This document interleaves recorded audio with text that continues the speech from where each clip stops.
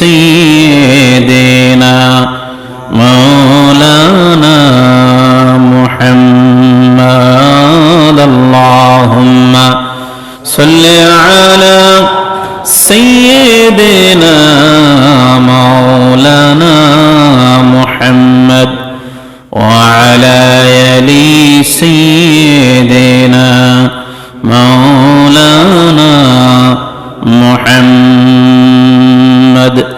এমন দেশে যাবিরে মন যেই দেশের নাই ঠিকানা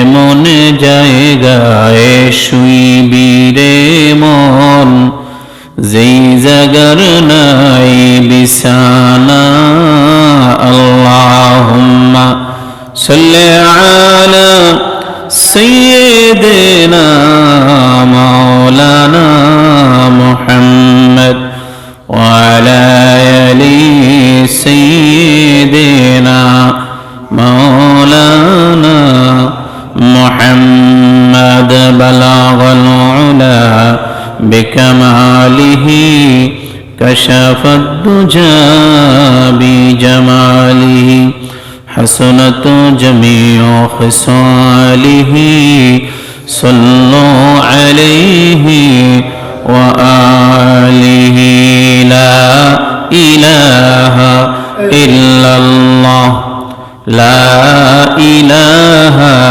إلا الله لا إله إلا الله لا إله إلا الله لا إله إلا الله لا إله إلا الله محمد رسول الله صلى الله عليه وسلم উপস্থিত মুআজ্জাজ মুহতারাম সম্মানিত মুসলিয়ান ইকরাম যারা আসছেন এবং আসতেছেন সকলের প্রতি সালাম আসসালামু আলাইকুম ওয়া রাহমাতুল্লাহি ওয়া বারাকাতুহু আল্লাহ পাকের তারিফ প্রশংসা গুণগান করছি সে মহান মনিবের প্রতি যে মহান মনিব আমাদেরকে দীর্ঘ একটি সপ্তাহের পর রজব মাসের আজকে হলো প্রথম সপ্তাহ 2 তারিখ প্রথম জুমা রজবের চাঁদ উঠছে এই রজবের মাস আল্লাহ পাক যে আমাদেরকে এই পর্যন্ত হায়াত দান করেছেন সে মহান মনিবের দরবারে আমরা সকলে কালিমাতুশ শুকরিয়া আদায় করছি বলি আলহামদুলিল্লাহ। রমজানের প্রস্তুতি রজব থেকে নিতে হবে। রাসূল পাক সাল্লাল্লাহু আলাইহি সাল্লাম রমজানের প্রস্তুতি রজব থেকে শুরু করতেন। রজব মাস শুরু, এই মাস থেকে ইবাদত বন্দেগী বেশি বেশি করতে হবে যাতে করে আমরা রমজান মাসের বেশি বেশি ইবাদত করতে পারি এবং আল্লাহ পাক যেন আমাদের ইবাদত কবুল আর মঞ্জুর করে। আমরা সকলে বলি আমিন। এবং আমাদের চরিত্রগুলো সুন্দর করতে হবে এখন থেকে। আমাদের চরিত্রের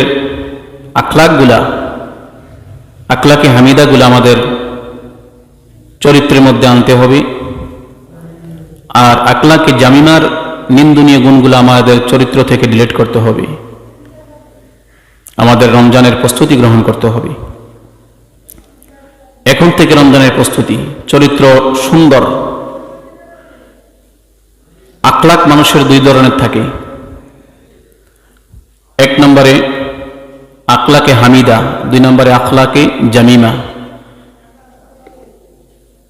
প্রশংসনীয় চরিত্র, আরেকটা হলো নিন্দনীয় চরিত্র।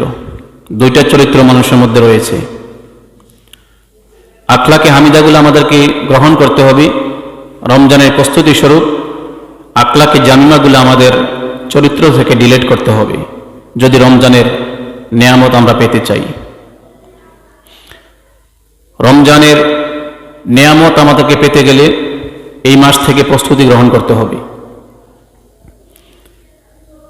আখলাকে হামিদাগুলো আজকে কি কি আলোচনা করার চেষ্টা করব সংক্ষেপে। এই চরিত্রগুলো আমাদের চরিত্রের মধ্যে আনতে হবে। আখলাক মানে ভালো গুণ। আখলাকে হামিদা হলো ভালো গুণ, প্রশংসনীয় গুণ, যে গুণগুলো আমাদের অর্জন করা দরকার। মানব চরিত্রের সুন্দর, নির্মল, মার্জিত গুণাবলীকে আখলাকে হামিদা বলা হয়। মানব চরিত্রের সুন্দর, নির্মল ও মার্জিত গুণাবলীকে আখলাকে হামিদা বলা হয়। এই আখলাকে হামিদাকে হুসনুল খুলক বলা হয়। সেই চরিত্র রাসূল পাক সাল্লাল্লাহু আলাইহি সাল্লামকে আল্লাহ পাক দান করেছিলেন। এত সুন্দর চরিত্র পৃথিবীতে কোনো মানুষ আল্লাহ পাক পাঠান নাই এবং পাঠাবেনও না। এত বড় চরিত্র দিয়ে রাসূল পাক সাল্লাল্লাহু আলাইহি সাল্লামকে দুনিয়াতে প্রেরণ করেছেন। রাসূল পাক সাল্লাল্লাহু আলাইহি সাল্লামের চরিত্র লেখা শুরু করলে কাগজ শেষ হয়ে যাবে, কলম শেষ হয়ে যাবে, নবীজির চরিত্র লেখা শেষ হবে না। বলেন সুবহানাল্লাহ। তিনি যেমন শিশুর চরিত্র ছিলেন, তিনি তেমনি কৈশোরের চরিত্র ছিলেন, তিনি বাবার চরিত্র ছিলেন, তিনি নবীর চরিত্র ছিলেন, তিনি বয়স্কের চরিত্র ছিলেন। অর্থাৎ যত রকমের চরিত্র রয়েছে রাসূল পাক সাল্লাল্লাহু আলাইহি সাল্লাম ছিলেন এক নাম্বার। স্বামীর চরিত্র, বাবার চরিত্র, সকল চরিত্রগুলো রাসূল পাক সাল্লাল্লাহু আলাইহি সাল্লাম ছিলেন উত্তম। এই রাসূল পাক সাল্লাল্লাহু আলাইহি সাল্লাম থেকে আমাদের চরিত্র শিখতে হবে। রাসূল পাক সাল্লাল্লাহু আলাইহি সাল্লামের চরিত্রগুলো আমাদের গ্রহণ করতে হবে রমজানের প্রস্তুতি স্বরূপ। নবীজি বলেছেন, এই চরিত্রকে পরিপূর্ণতা দানের জন্য আমি নবীজি প্রেরিত হয়েছি। সুবহানাল্লাহ। আর আল্লাহ পাক নবীজিকে এত বড় চরিত্র দান করেছেন। আল্লাহ পাক সূরা কলম আয়াত নাম্বার 4 বলেছেন, আল্লাহ পাক বলেন, বিসমিল্লাহির রহমানির রহিম, ওয়া ইন্নাকা লা'আলা খুলুকিন আযীম। আল্লাহ পাক বলেন সূরা লোকমানের 4 নম্বর আয়াতে, নিশ্চয় আমি মহান, নিশ্চয় আপনি মহান চরিত্রের ধারক, মহান চরিত্রের উপর প্রতিষ্ঠিত। ও নবী, আপনাকে আমি এমন একটা চরিত্র দান করেছি যে চরিত্রটা সর্বোচ্চ চরিত্র। খুলুকিন আযীম, এত বড় চরিত্র পৃথিবীর মধ্যে কারোকে আল্লাহ পাক দেন নাই, দিবেনও না। এত বড় চরিত্র আল্লাহ পাক রাসূল পাক সাল্লাল্লাহু আলাইহি সাল্লামকে দান করেছেন, খুলুকিন আযীম দান করেছেন।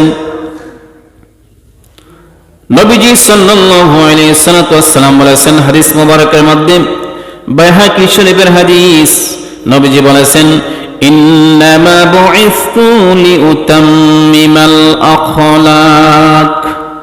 নবীজি বলেছেন, উত্তম চরিত্র গুণাবলীকে পূর্ণতা দানের জন্য আমি নবীজি প্রেরিত হয়েছি। সুবহানাল্লাহ। উত্তম চরিত্রকে পূর্ণতা দানের জন্য রাসূল পাক সাল্লাল্লাহু আলাইহি সাল্লামকে আল্লাহ পাক দুনিয়াতে প্রেরণ করেছেন। বাইহাকী শরীফের হাদিস। ইবনে হিব্বানের হাদিস, রাসূল পাক সাল্লাল্লাহু আলাইহি সাল্লাম বলেছেন, আহাব্বুন নাসি ইলাল্লাহ আহসানুহুম খুলকা। ইবনে হিব্বানের হাদিস, নবীজি বলেছেন, আল্লাহর নিকট সেই লোক অধিক প্রিয় যার চরিত্র সবচেয়ে ভালো। চরিত্রবান লোক দুনিয়াতে ভালো, আল্লাহর কাছেও ভালো, সব জায়গার মধ্যে ভালো। যার চরিত্র ঠিক নাই, দুনিয়ার মধ্যে তার কোনো মূল্য নাই, আখিরাতের মধ্যে তার কোনো মূল্য থাকবে না। ওজনের পাল্লা সে হালকা হয়ে যাবে যার চরিত্র ভালো না। চরিত্রবান হতে হবে আমাদেরকে। রজব মাসে আখলাকে হামিদা গুলো আমাদেরকে গ্রহণ করে রমজানের জন্য প্রস্তুতি গ্রহণ করতে হবে। নবীজি সাল্লাল্লাহু আলাইহি সাল্লাম বলেছেন, আল বিরু হুসনুল খুলুক, সুন্দর চরিত্র হইল পুণ্য। মুসলিম শরীফের হাদিস। বুখারী শরীফের একটা হাদিসের মধ্যে আসছে, খিয়ারুকুম আহসানুকুম আখলাকা। রাওয়াহু বুখারী। বুখারী শরীফের হাদিসে নবীজি সাল্লাল্লাহু আলাইহি সাল্লাম বলেছেন, তোমাদের মধ্যে সেই ব্যক্তি সবচাইতে উত্তম যার চরিত্র সবচাইতে ভালো, যার মধ্যে আখলাকে হামিদার গুণগুলো রয়েছে, চরিত্রের গুণগুলো রয়েছে, সেই ব্যক্তি সবচেয়ে সুন্দর, সেই ব্যক্তি সবচেয়ে ভালো। নবীজি বলেছেন, আকমালুল মুমিনিনা ঈমানান আহসানুহুম খুলুকা, রাওয়াহু তিরমিজি শরীফের হাদিস। নবীজি বলেছেন, সেই ব্যক্তি পরিপূর্ণ মুমিন যেই ব্যক্তি চরিত্র সবচাইতে উত্তম, যার চরিত্র সবচাইতে ভালো, ওই ব্যক্তি পরিপূর্ণ ঈমানদার। আর পরিপূর্ণ ঈমানদার না হয়ে ছাড়া কবরে গেলে তো কবর অবস্থা খারাপ হয়ে যাবে। নবীজি বলেছেন, আকমালুল মুমিনিন, সেই ব্যক্তি পরিপূর্ণ মুমিন, ঈমানান আহসানুহুম খুলুকা, সেই ব্যক্তি পরিপূর্ণ মুমিন যার চরিত্র সবচেয়ে সুন্দর, যার চরিত্রটা সবচেয়ে ভালো, যে চরিত্র দেখে মানুষ আপনাকে ভালো বলবে, আপনি দুনিয়াও ভালো হবেন, আখিরাতেও আপনাকে ভালোই দান করবেন। এই আখলাকে হামিদাগুলা কি কি, চরিত্রগুলা কি কি? এই রজব মাস আমাদেরকে প্রস্তুতি গ্রহণ করতে হবে, রমজানের প্রস্তুতি গ্রহণ করতে হবে, আমাদের চরিত্রটা সুন্দর করতে হবে। এখন থেকেই সেই প্রস্তুতি গ্রহণ করতে হবে। যেমন আমরা যারা কৃষক রয়েছি, কৃষকে প্রথম জালার বিছনা তৈরি করে জালা ফালায়, তারপরে জালাটা যখন বড় হবে, বড় হওয়ার পরে ওই জালা তোলার পরে তারপরে ক্ষেত সুন্দর করে চাষ দিয়ে ওই ক্ষেতের মধ্যে জালাগুলা বপন করে, তার পরবর্তীতে এগুলা পরিচর্যা করার পরে অগ্রহায়ণ মাসে ওই ধানগুলা কেটে গোলা পরিপূর্ণ করা হয়। তদ্রুপ এই রমজানের প্রস্তুতি গ্রহণ করতে হবে রজব মাস থেকে। রজব মাস, শাবান মাস, তারপরে রমজানে হলো আমাদের সিনে কামল, সেই বোনাস পয়েন্ট। এই বোনাস পয়েন্ট পেতে গেলে আমাদেরকে রজব মাস থেকে আমাদের চরিত্রগুলা, আখলাকগুলা, ইবাদত বন্দেগী বেশি বেশি আমাদের করতে হবে। আল্লাহ পাক যেন বোঝার তৌফিক দান করে, বলি আমিন। এই চরিত্রের মধ্যে সবচেয়ে উত্তম চরিত্রবান হলো তাকওয়া। আখলাকে হামিদার মধ্যে এক নম্বর গুণ হলো তাকওয়া। এই তাকওয়া আমাদের অর্জন করতে হবে প্রত্যেকটা ক্ষেত্রে। আপনি নামাজ পড়তেছেন, আল্লাহর ভয়ে আপনাকে নামাজ পড়তে হবে। আপনি কোনো ভালো কাজ করতেছেন, আল্লাহর ভয়ে আপনাকে সেই ভালো কাজ করতে হবে। একমাত্র সেই তাকওয়া অর্জন করতে হবে আমাদেরকে। যে ব্যক্তি তাকওয়া অর্জন করবে, আল্লাহ পাক তাকে সম্মানিত করবেন। বলেন সুবহানাল্লাহ।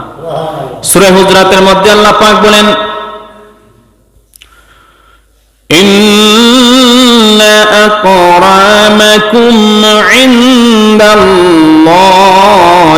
আতকাকুম, নিশ্চয়ই আল্লাহর নিকট সবচেয়ে সম্মানিত ওই ব্যক্তি যে তোমাদের মধ্যে সবচেয়ে তাকওয়াবান। যেই ব্যক্তি তোমাদের মধ্যে সবচেয়ে তাকওয়াবান, ওই ব্যক্তি হলো সবচাইতে সম্মানিত আল্লাহর কাছে। আল্লাহর কাছে সম্মানিত হতে গেলে আমাদের তাকওয়া অর্জন করতে হবে। রমজানের প্রস্তুতি স্বরূপ রমজানটা আমাদেরকে তাকওয়াই শিক্ষা দেয়, আল্লাহর ভয় শিক্ষা দেয়। এই আল্লাহর ভয় অর্জন করতে হবে এখন থেকে প্রস্তুতি স্বরূপ। আল্লাহ পাক তাকে সম্মানিত করে দিবেন। যে ব্যক্তি অন্তরের মধ্যে আল্লাহর ভয় বেশি, তাকওয়া বেশি, আল্লাহ পাক তাকে সম্মানিত করেন। বলেন সুবহানাল্লাহ। এবং যারা মুত্তাকি, আল্লাহকে ভয় করে, ওই মুত্তাকিনদেরকে আল্লাহ পাক পছন্দ করেন, ভালোবাসেন। ইন্নাল্লাহা ইউহিব্বুল মুত্তাকিন।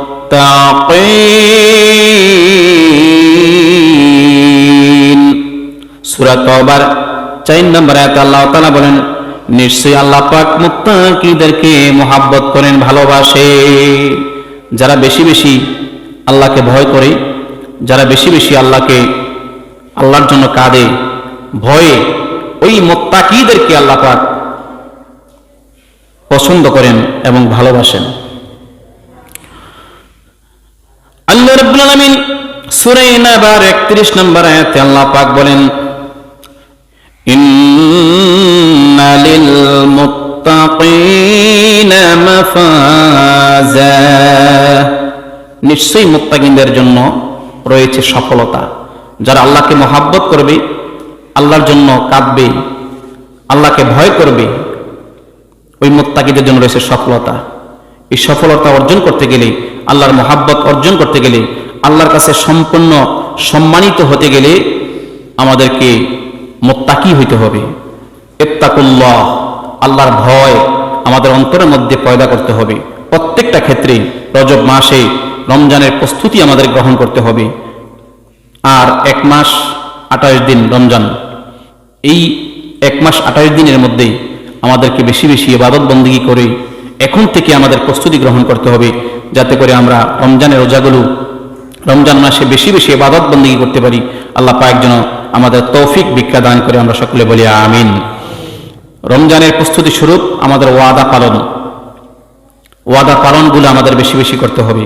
যারা ওয়াদা পালন করেন তাদের পরিপূর্ণ ওয়াদা পালন করার জন্য আল্লাহ পাক আমাদেরকে বলেছেন। সূরা মায়েদার 1 নম্বর আয়াতে আল্লাহ পাক বলেন, আল্লাহ রাব্বুল আলামিন বলেন, ইয়া আইয়ুহাল্লাযীনা আমানু আওফু বিল উকুদ।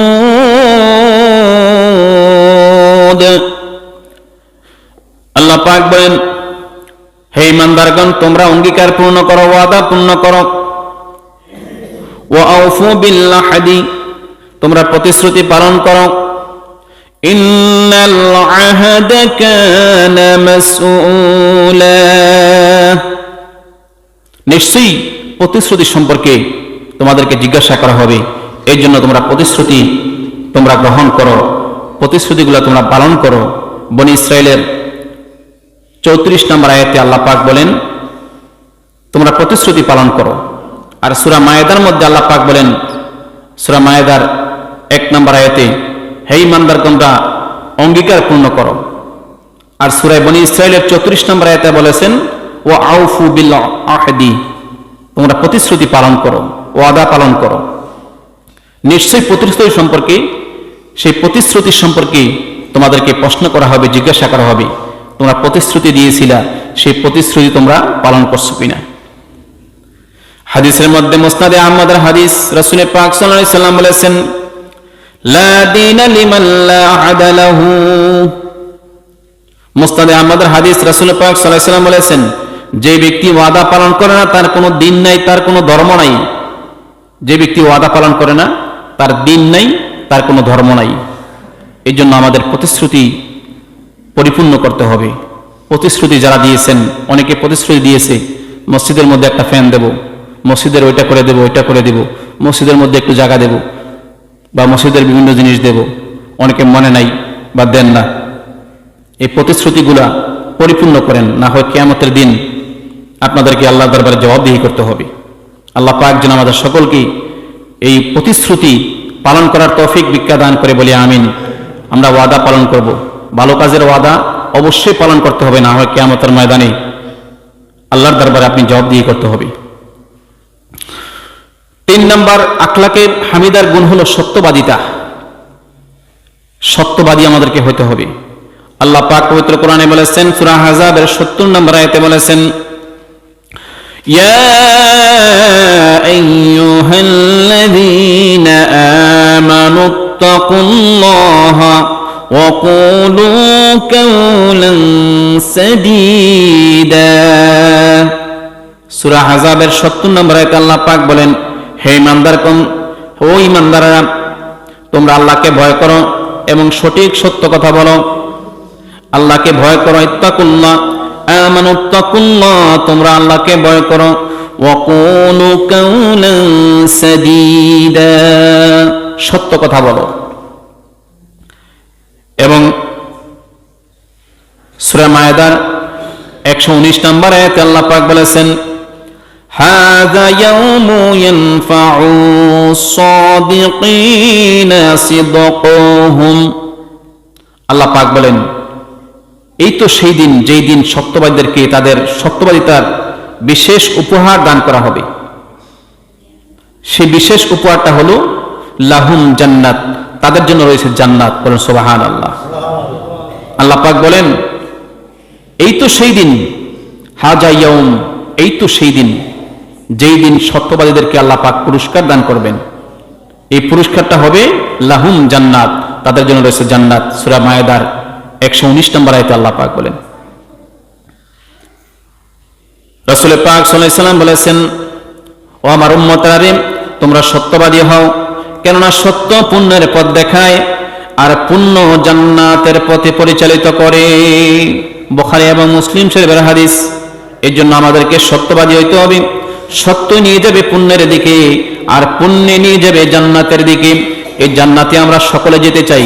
এই জন্য জান্নাতে যখন যেতে চাই আমাদেরকে সত্যবাদী হইতে হবে এবং আমাদেরকে সত্যবাদী, সত্য কথা বলতে হবে, মিথ্যার আশ্রয় নেওয়া যাবে না।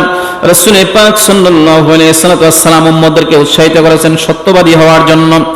আর যে ব্যক্তি মিথ্যা কথা বলবে, সত্যকে গোপন করে নেবে, ওই ব্যক্তি চলে যাবে জাহান্নামে। এই জন্য আখলাকে হামিদার 3 নাম্বার গুণ হলো সত্যবাদিতা।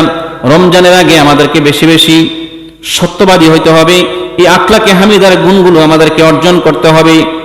এবং 4 নাম্বার হলো ধৈর্য ধারণ করা। আখলাক হামিদার 4 নাম্বার গুণ হলো ধৈর্য ধারণ করা। এই ধৈর্য ধারণ আমি কি কি থেকে ধৈর্য ধারণ করবেন? 1 নাম্বার হলো অবৈধ হারাম জিনিস থেকে নিজের নফসকে ধৈর্য ধারণ করে বিরত রাখা। 2 নম্বরে আল্লাহর ইবাদত ও আনুগত্যের ধৈর্য ধারণ করা। 3 নম্বরে কোন বিপদ আপদে ধৈর্য ধারণ করা। আল্লাহ তুমি বিপদ দিয়েছ, আল্লাহ তুমি আমার বিপদ উদ্ধার করো, ধৈর্য ধারণ করবেন, নিরাশ হবেন না। প্রত্যেকটা বিষয়ে আমাদেরকে ধৈর্য ধারণ করতে হবে। এই ধৈর্য ধারণ যদি আপনি করতে পারেন, তাহলে আল্লাহ পাক আপনার পুরস্কার আপনার জন্য রেডি করে রাখছেন। বলেন সুবহানাল্লাহ। এই জন্য ধৈর্য ধারণ করতে হবে 3টা দিক থেকে।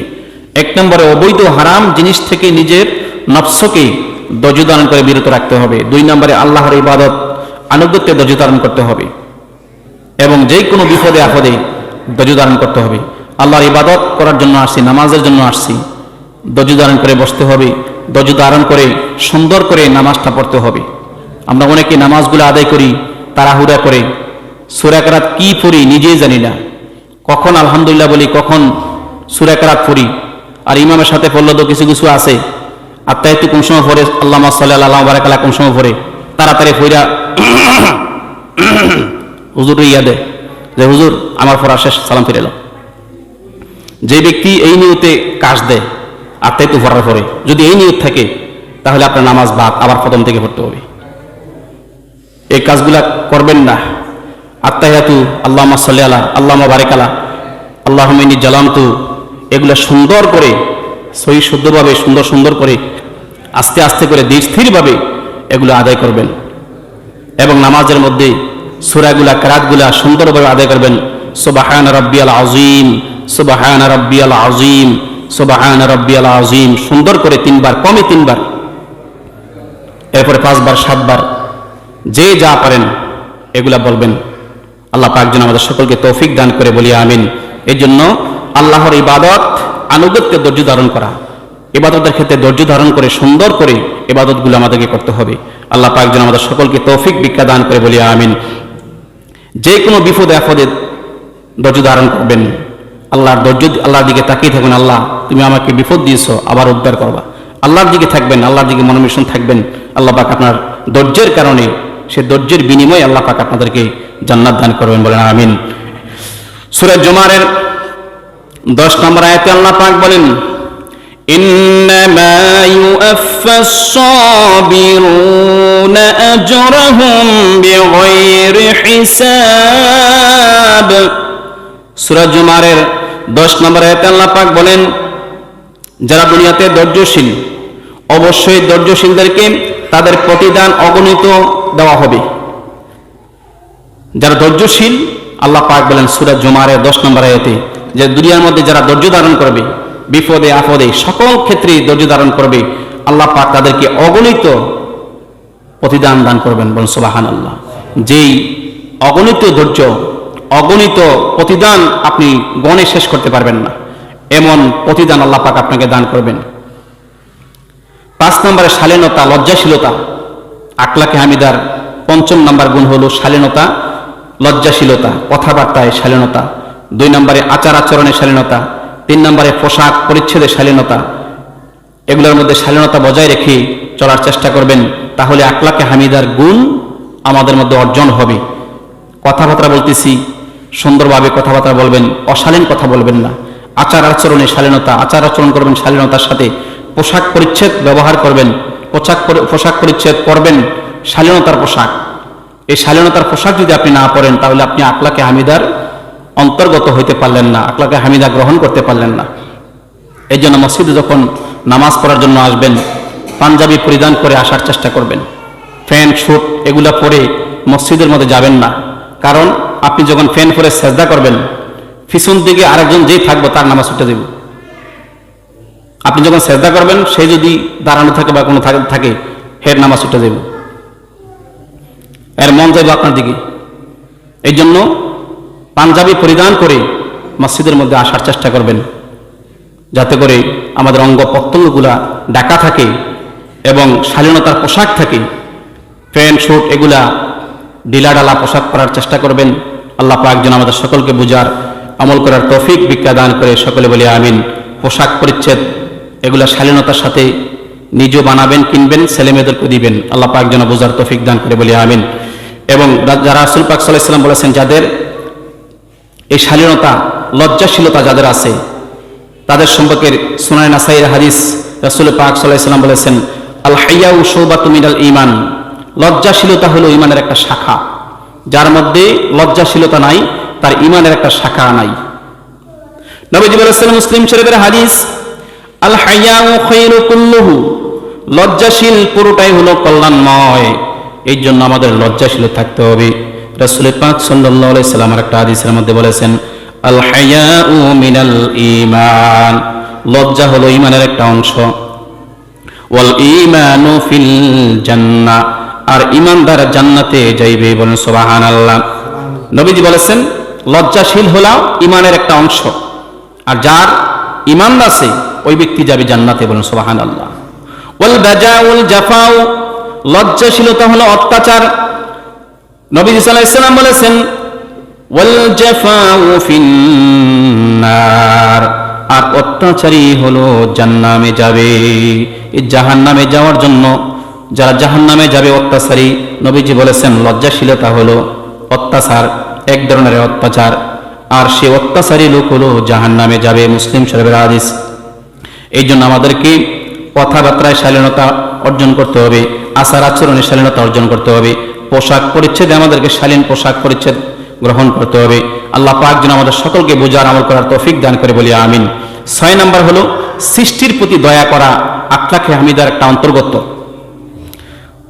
রমজানের আগে আমাদেরকে এই আখলাকে হামিদাগুলো গ্রহণ করে নিতে হবে।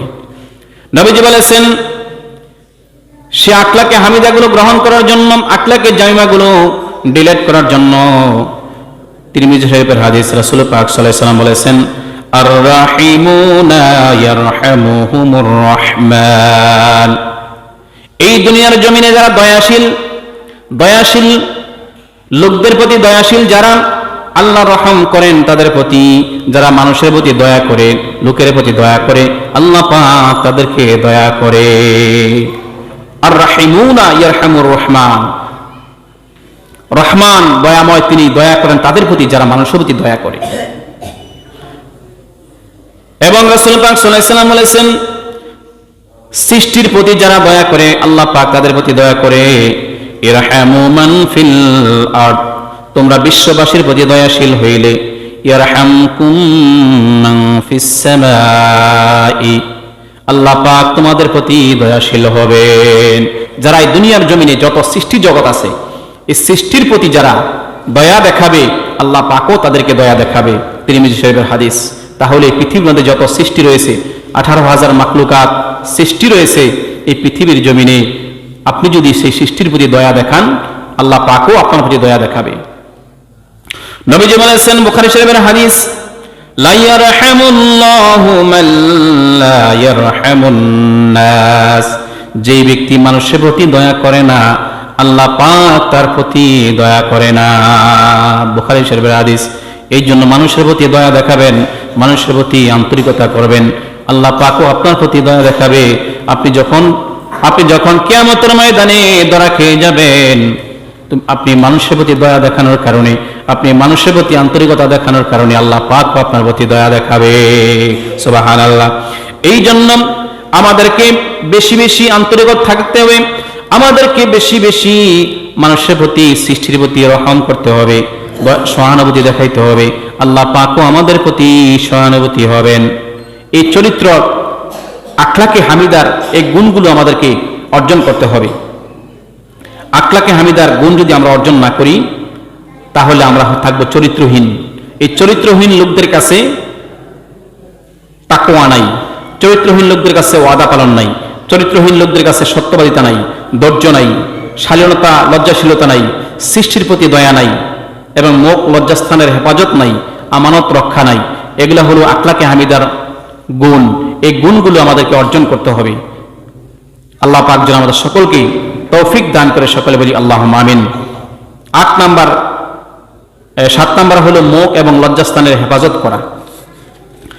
মুখ এবং লজ্জাস্থানের হেফাজত যে ব্যক্তি করবে, রাসূল পাক সাল্লাল্লাহু আলাইহি সাল্লাম বলেছেন ওই ব্যক্তির জান্নাতে যাওয়ার জন্য নবীজি গ্যারান্টি দিয়েছে। সুবহানাল্লাহ। বুখারী এবং মুসলিম শরীফের হাদিস, নবীজি বলেছেন মায়াদমানু লিমা বাইনা লিহিয়াইহি। রাসূল পাক সাল্লাল্লাহু আলাইহি সাল্লাম বলেছেন যেই ব্যক্তি দুই চোয়ালের মধ্যবর্তী স্থান মুখ, এবং রাসূল পাক সাল্লাল্লাহু আলাইহি সাল্লাম বলেছেন দুই চোয়ালের মধ্যবর্তী স্থানের যে ব্যক্তি হেফাজত করবে, ওয়ামা বাইনা রিজলাইহি, দুই পায়ের মধ্যবর্তী স্থান লজ্জাস্থানের হেফাজত করবে, নবীজি বলেছেন আদমানু লাহুল জান্নাহ, আমি তার জন্য জান্নাতের জামিনদার হয়ে যাব। বলেন সুবহানাল্লাহ। এই মুখের কথা বলেছেন, মুখ আপনাকে জাহান্নামে নিয়ে যাবে, আবার এই লজ্জাস্থানও আপনাকে জাহান্নামে নিয়ে যাবে আপনি যদি সৎ ব্যবহার না করেন, অসৎভাবে ব্যবহার করেন এই দুইটা স্থানকে, তাহলে নবীজি বলেছেন ওই ব্যক্তিদেরকে জাহান্নামে নিয়ে যাবে। যে ব্যক্তি এই দুইটা স্থানের হেফাজত করবে, অযথায় এই দুইটা স্থান ব্যবহার করবে না, নবীজি বলেছেন সেই ব্যক্তির জান্নাতে যাওয়ার জন্য আমি নবীজি গ্যারান্টি হয়ে যাব। বলেন সুবহানাল্লাহ। মিজানের পাল্লা ভারী হয়ে যাবে। নবীজি বলেছেন আন আবি দারদা রাদিয়াল্লাহু তাআলা আন্না নবী সাল্লাল্লাহু আলাইহি ওয়াসাল্লাম قال ما من شيء أثقل في ميزان عبد المؤمن يوم القيامة। কিয়ামতের দিন মুমিনের ওজনের পাল্লা ভারী হয়ে যাবে। সেই দিন নবীজি বলেছেন মিন হুসনিল খুলুক, যার চরিত্র সবচাইতে উত্তম, ওজনের পাল্লা কিয়ামতের দিন তার ভারী হয়ে যাবে। সুবহানাল্লাহ।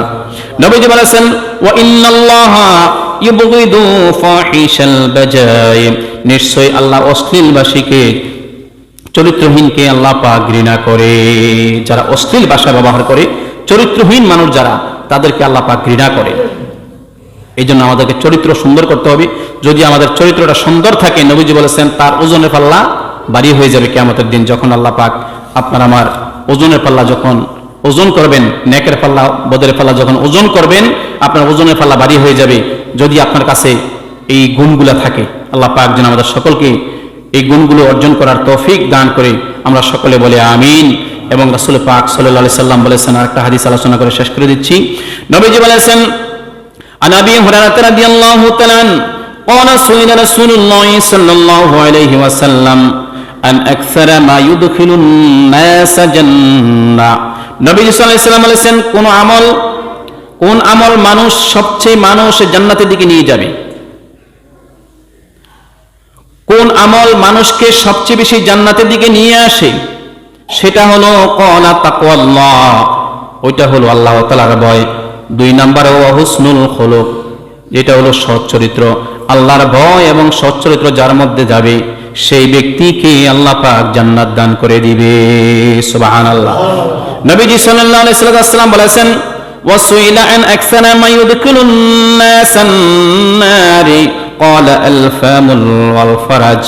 তিরমিজি শরীফের হাদিস। রাসূল পাক সাল্লাল্লাহু আলাইহি ওয়াসাল্লাম বলেছেন, নবী সাল্লাল্লাহু আলাইহি ওয়াসাল্লাম বলেছেন হাদিসের পরবর্তী অংশে রাসূল পাক সাল্লাল্লাহু আলাইহি ওয়াসাল্লামকে প্রশ্ন করা হলো কোন আমলটা বেশি বেশি জাহান্নামে নিয়ে দিয়ে যাবে। ইউদখিলুন নাসান নার, কোন আমল মানুষকে জাহান্নামের দিকে নিয়ে যাবে। ক্বালা, নবীজি সাল্লাল্লাহু আলাইহি ওয়াসাল্লাম বলেছেন আল ফামু ওয়াল ফারাস, মুখ এবং লজ্জাস্থান।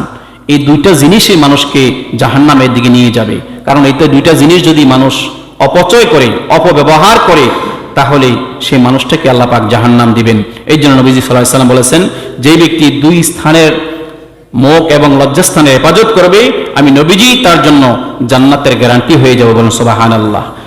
আল্লাহ পাক যেন আমাদের সকলকে আখলাকে হামিদাগুলো গ্রহণ করার তৌফিক ভিক্ষা দান করে।